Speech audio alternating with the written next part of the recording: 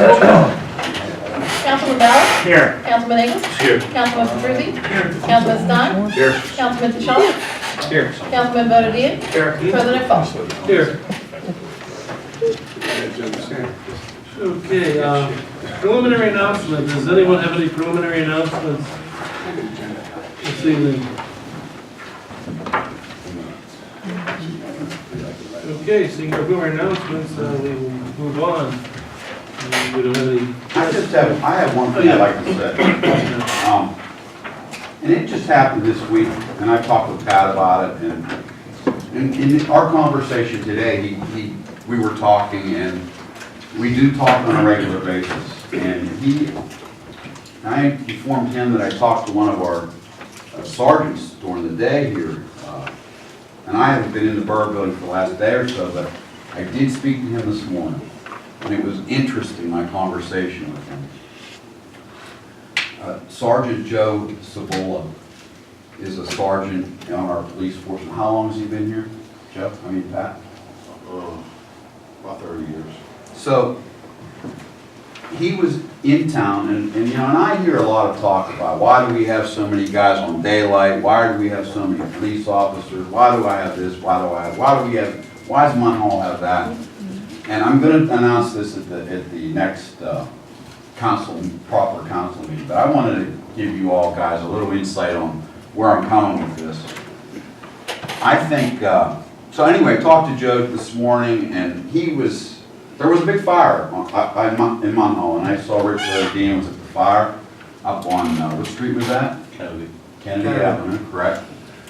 And we talk about mutual aid and whatnot. There had to be 15 fire trucks there, which Chief Pletch was here. There were fire companies from Munhall, Homestead, West Homestead, I think Edgewood, and maybe one of the other towns here. Rich might know. But anyway, the first people to respond were our police officers. And Joe Cibola was one of the first officers there. And it was interesting me talking to him today. Several days ago, I told him in a brief text that I wanted a full report on what he had done there. And funny enough, he had a little report taped on my door that's been there for the last day or two. So, in speaking with our fire chief that was there in charge, I think it was Chief Coles, who was Assistant Chief Coles who was there, and he was in charge of the situation. And he told me how they were there and how they knocked the fire. The fire was coming out of the windows. It was pretty involved. I left, everything was under control, and there was a lot of people there. There's a lot of equipment in there for a call, which I gotta say is something to say for all the surrounding communities. I walked down to Green's funeral home, and I talked to the people down at Green's, and they said, well, Joe Cibola was here, he was talking, and the next minute he left, and he was leaving, and he turned around and was up at this fire. And then he was one of the officers, first officers there, him and Sergeant Velisca, and I believe Mr. Sergeant Tishon was there, or Officer Velisca. Officer Velisca. Was Sergeant Tishon there? Sergeant Tishon was there. And there may have been another daylight police officer there. I'm not sure. But this goes unsaid for a lot of things, and that's why I want to say this today. And not that these guys are doing their job. That's what they do every day. That's what they're there for. There's nothing that can be said that they're going above and beyond. They go above and beyond every day. So just to let you know, Joe's telling me, yeah, well, I got there and the fire was going and I got a hose from the neighbor. I went over and the water was on. So I opened the door and the smoke was billowing out of the front door. I laid on my belly and I could see, and I'm shooting the hose at the fire, knocking it down. That was a typical day for him. One of the other officers broke the window, and they really saved property, possibly other structures. I think the houses are attached. They're attached, I believe, one side by side. Yeah. They're like a duplex. Yeah. So There's a row of them. I just got to say how proud I was of him I mean, he's got 35 years in here, and he's still jumping out there and doing that. So we all should be very proud of our police officers. Not that me being the mayor, if I was there as a citizen and found all this and talked to him, I would say the same thing. We just don't realize what they do every day. And I want to put that out for everyone to realize, you know, and it's the fire company, it's all of them, and our employees, they all do a great job. It's not just one, it's everyone. So I want to thank the police department. I want to just publicly let you guys know what they're doing out there. And that's a story that I wouldn't have found out until this morning, talking with Joe this morning. So thank you for that little bit of time. Thank you. Thank you. I didn't know that either. Good, very good. My first. Positive. Okay, so preliminary announcements, none. Are there any preliminary announcements? One more change? No? Okay, council items for agenda. 9 parcels to auction off.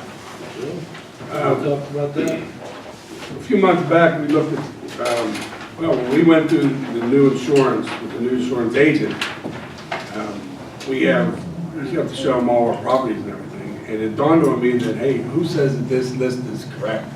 So I contacted the county and said, hey, give me a list of all the properties that we have in Munhall Borough's name. And they gave me a list of 22. Well, we know this building, we know the fire station. A lot of them we didn't know. So Dave, Bob, and I took a ride and looked at all the properties that we have. There's 9 properties that we feel we can either auction off or sell or do something that we don't need. Well, there's no reason for us to have these properties. For instance, on McQuinney Street at Virginia on the corner there's 3 lots there. Well, somebody might want to do something like that. It may be a value of somebody. Margaret Street, Hill Street, there's James Street. A lot of these are next to somebody else's property that they may want this. We may be able to just get rid of it this way. Excuse me, Joe, these properties are nothing on. Nothing vacant, all vacant land. So, Thank you. so we talked about this. Everyone said let's see what we got to do. So on next week's agenda, we're gonna put it on the agenda to have Greg move forward to process to get rid of these properties. You know what really makes sense? Whoever, adjoins those properties, they can have them for $1, and it'll enhance their property by, I don't know how many hundreds or thousands of dollars, but it would enhance the value of their property, would have, taxes come back to us and to the school Right. district and the county to pay for, whatever we would lose otherwise. It More just importantly, makes we don't have sense. to We upkeep don't have it. to care for them. Yeah. Joe, do we do this ourselves, or is this something that we go with the county like that, neighbor program, Greg would be. Greg would be the initiate that. liaison. Every year, they used to give us with 1 or 2 where you can do it for free. It's not the vacant, it's not the same as the vacant property recovery program, because this isn't vacant, this is vacant property, but we own it, so. Oh, it's ours, okay, it's not like, Yeah, it's not. we want somebody's taxes and they walk away from it. And on the same token, I'd like to touch base on 930 Ravine Street, the house that we know that we need to condemn, we pull down. We were going to start the process of advertising for that, and Dave came up with an idea. He said, why don't you talk to the neighbors? They may want to buy that property. There's a neighbor interested. And there was a neighbor interested, got back to me, I sent them out last Monday, and they already got back to me, said, I'm interested. So now we'll get legal tax and Greg involved to see how we can help him. Problem is, he's gonna buy it, have to pay the transfer taxes and everything to get it in his name, but then he has to rip the house down. So at what cost is it gonna be? I got a price of $10,500. He may know people that wanna help him and whatever. We'll see. It is an eyesore, and it's ugly, and it's dangerous. Well, the homeowner came to me and said, tell me what you want me to do. I can't get a loan. I know I own it. There's nothing I can do. Can you help me? And this is how we started the process to help. Sounds like a good idea. Okay.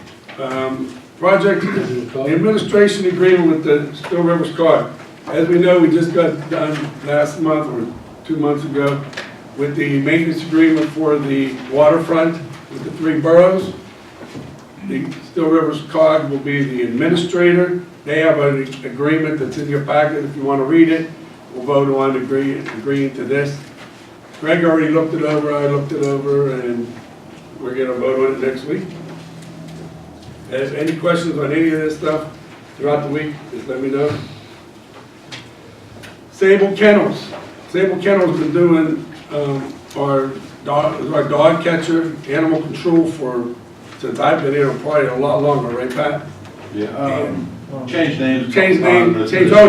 Yeah, change owners, change names. For a while. So they came up, they sent an agreement out. On the last page of this agreement, Greg had an addendum to it. There's some things that he wanted to change in the agreement.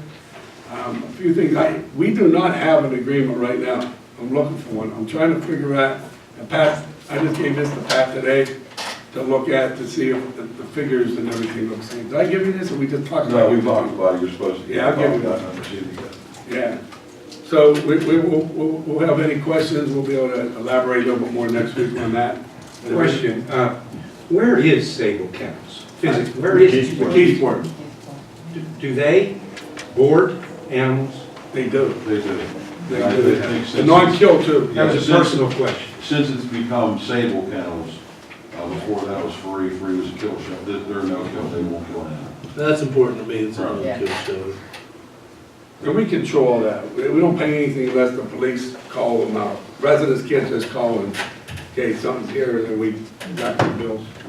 Speaking of that, so you said we don't have an agreement with them currently.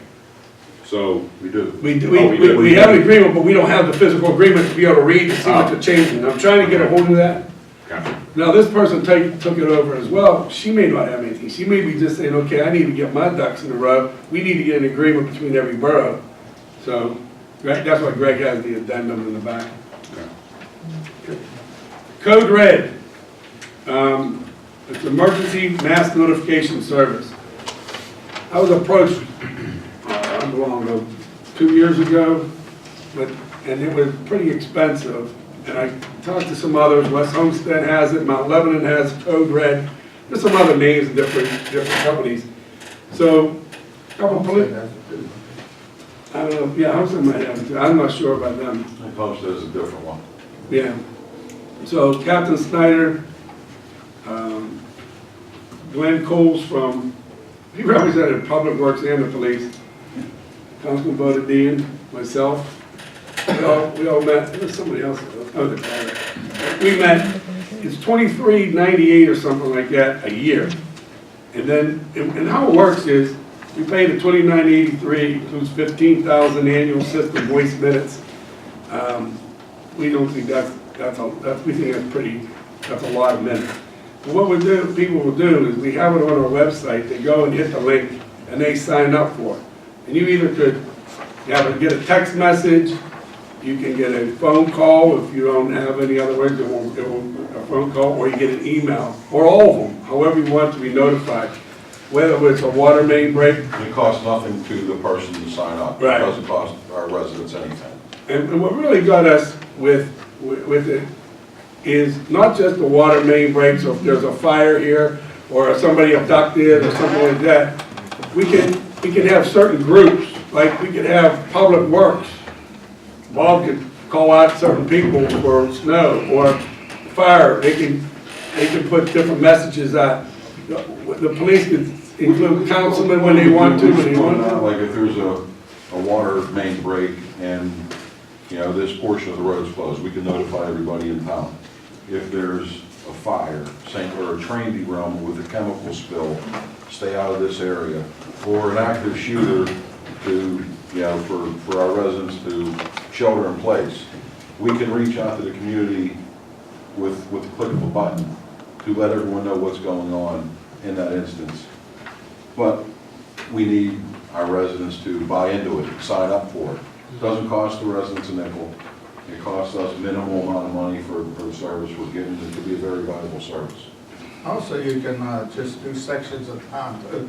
Right, you can say, I just need this street, this street, and this street, or this end of town, or this neighborhood, or this lane of homes. It could be borough-wide, it could be down to a block, whatever we choose it to be for a particular incident.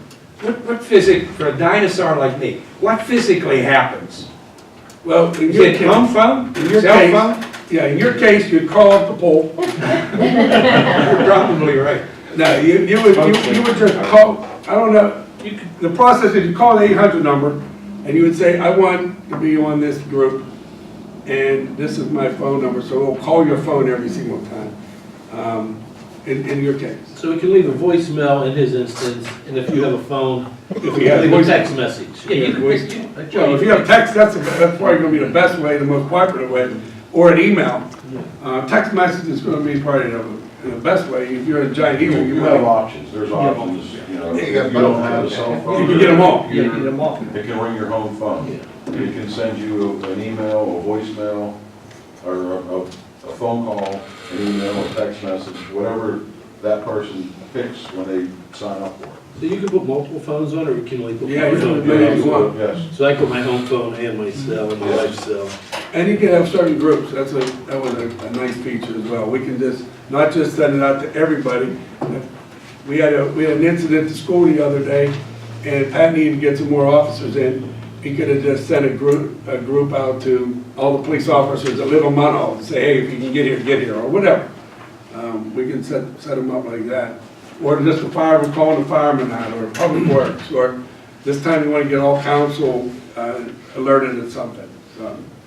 We use something similar at Bettis, and I have staff at Bettis, I have staff at our lab up in Albany, I have staff in the facility out in Monroeville, and I get notifications, you can pick and choose, and I get notifications when the lab up in Albany's closed, so I know that my staff aren't gonna show up, and then I can immediately shoot them a text like, hey, enjoy the day off, or something like that. I know when stuff's going on. It's extremely helpful, having used it directly. In fact, I get texts all the time. I get texts on my personal phone, my work phone, 2 different email addresses. This would be very helpful for the town, for sure. Sure sounds like it. Yeah. For a cost of right under $3,000. What's the figure again? $23.98. 29.83? No. He said 29 the second time. The first time he said 23. Unfortunately, they don't make the prices. But it is 23, correct? No, 29. Is it 29.83. It's $250 a month. Page 15 of your manual. One question I did want to ask. So that notification system, that does not require the app. The app is something separate. On Right? your phone? Yeah, because it talks about this mobile alert app. There's nothing anybody has to install. You register and that's Right, it. that's it. Yeah. Oh, But you can install that. yeah, you can install it now. Well, I just wanted, so is that included in that price? Yeah. Okay.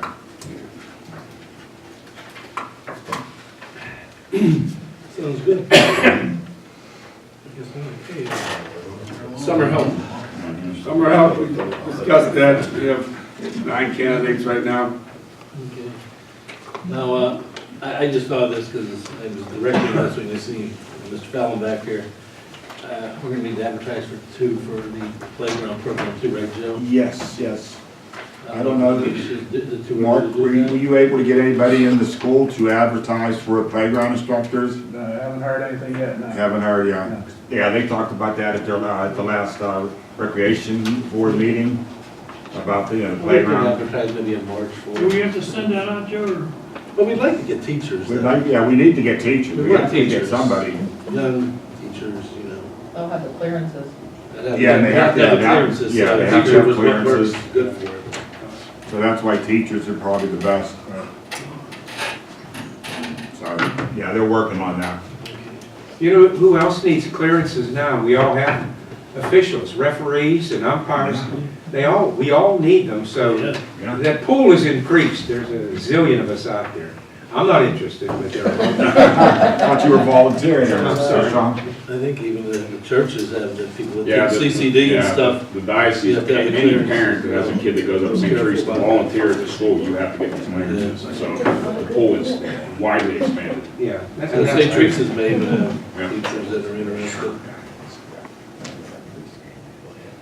Okay. And do you want to talk on the paving project? I'm just trying to think, what the heck did I have on my agenda down on my desk that I didn't talk about? I stole his. I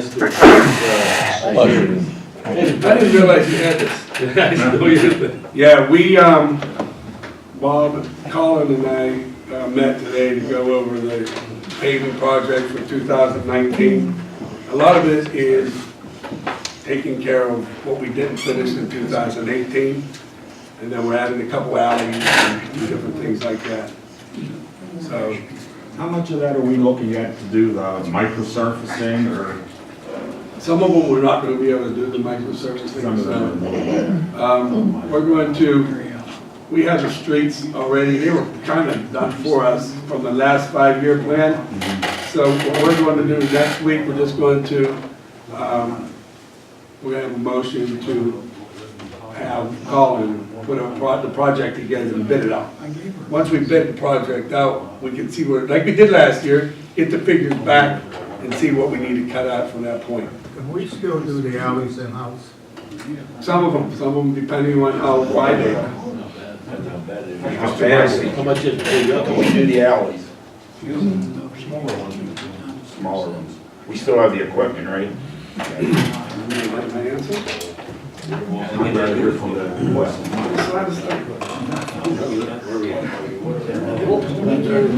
One thing I'd like to add about paving, I know this weather's been crap. If we ever get a spot where it's dry for a couple of days, that crosswalk on Main Street by Sherman's has potholes, they're unavoidable. Just dump some cold patch in when the opportunity. I think we took care of it, we want Tuesday.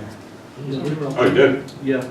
That explains why it hasn't hit me as much. That was just Last yesterday. week. That was just yesterday, Jason. You got up there yet. Jason, as always, when you told me last week, I told Bob right away, he got it done. I didn't tell you, I deliberately didn't say anything, I'm gonna hold off on this. Thank you. Yeah, cold patch stuff in that. Yeah. Motion to adjourn, Mr. Chairman. Question. What about the Shady Avenue project? When is it gonna start? He'd like to start it as soon as possible. Last weather, we had tough temperatures, and then this week was a monsoon. Can we get anyone down in there just to clear that debris that's in front of it? Because it's backing up. We had a water break there 3 days ago, 4 days ago, and water ran, it was backing up again. It rained a couple days ago, it's backing up again. There is a big blockage right in front of it. I don't know if we can do anything with it ourselves. Look into that. There is a Why don't you have problem Bob there. look at it? Bob, can you? And if we See get what it you down can do to, for, you know.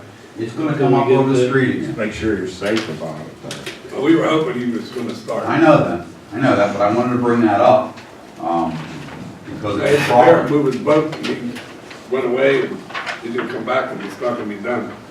Also, another couple things I wanted to talk about, that we'll talk about next week when our solicitor's here, is Cole Road and all the other private roads in the borough. I Those get are phone sticky calls, points. I get phone calls from these residents and they're saying, you know what? We can't get up and down our roads. Can we at least get us some salt trucks down there? And I don't see any reason why we can't just salt the areas down there and help our residents. They pay taxes. They pay just as much taxes as the neighbors halfway down the street that is on, per se, a dedicated road. You know, Mayor, that is a question for Greg, because private road, and he's gonna have to tell us something, I think. And you know what, it's not fair to these residents. who I'm not live saying there. it's fair. I mean, I'm getting the complaints, I'm passing it on to people, on to you people, because you're ultimately are gonna make that decision. And in particular, there's another piece of property that I've spoken with Dave, and we'll talk about that further next week. But I wanted to bring that up so that you guys start thinking about it. What about Okay. salt boxes in some of these places? Why not back a truck up there and just let them solve it? Be Well, done. we do that, and then we cave the road into something, now we gotta take the whole infrastructure, we own it. Well, And that's what the problem is, we're running into a lot of problems in that area. Why don't you wait till the solicitor comes and he can tell us what? Because it's some hairy issues, there are. You go on private property, it is. so what you need, here's my feeling on that. If you talk to the residents there and say, listen, if you sign a waiver that you're not gonna make us liable for anything anything that we do here, we'll be more than glad to help you. That way we can't be sued. I think that was tried, I think, Mayor, like 20 years ago. Well- And there's some legal issues about that, too. But if we could do that, that'd be great. There's always gonna be legal issues with everything. I do like Mr. Benedict's thing. I know it's not the perfect situation, but I do like Mr. Benedict's idea They that gotta the get off, they get out of soapboxes their too. houses, too. I mean, the soapboxes aren't a bad idea either. I mean, if all else fails, you know, what's that to find out? Get the solicitor's opinion, you're right. I second your motion, Joe. One quick question. Speaking of Shady Avenue, I noticed there's a backhoe down there. Is that a precursor to the work coming? How did that thing get there? I didn't see it today. Whose is it? It's across the street from Shady. The Superior In the Street. back of Severa's yard. Yeah, Showed up today. Yeah, Yeah. but we expected that to come at the end of last week, so, okay. yeah. Get close to, maybe that's a good sign. What? Being that we have some of their machinery Yeah, there. yeah, I'm surprised to see it. That's a good sign. David has one more thing. I gave you guys a copy, I know some councilmen and Mayor Brennan asked for a copy of what I would consider abandoned properties. There's 64. The ones that says demolished on it, those are the ones I recommend that they get torn down. There's the 3 that were condemned on Martha Street, and then the one on Washington Street is condemned, but someone's interested in buying it, so. But that's my list. Now, my list is gonna be a little bit different from legal tax, because legal tax can go after a year not paying your taxes, they can consider it abandoned, so. But what about that place on Main Street that's real bad? Is that on that list? We talked about that. Actually, someone's interested in buying it. That's what I get, someone's buying that? Yes. A neighbor. It's amazing. The one from So, Bill, these are properties that people walked away from? Yeah, and I can't there's find the no- owners. You can't find owners? Actually, there are some properties where people are still living in there, but they haven't paid taxes in 7 years, Uh-huh. or 8 years. Wow. And I get calls on saying they're not upkeeping their property, That's where so, we need to, yeah. that's The what we ones need to on get Martha, legal. that's the ones some of the gas company Yeah. told to get out of because they're sliding over the hill. Right, they recommend us not to touch the Yeah, houses. can't do anything with them. Gotta do something with it. Until they fall down. I need a second. He did. Yeah. Okay. Okay, first, second, all in favor, somebody saying aye? Aye. Aye. Nays? See you next week.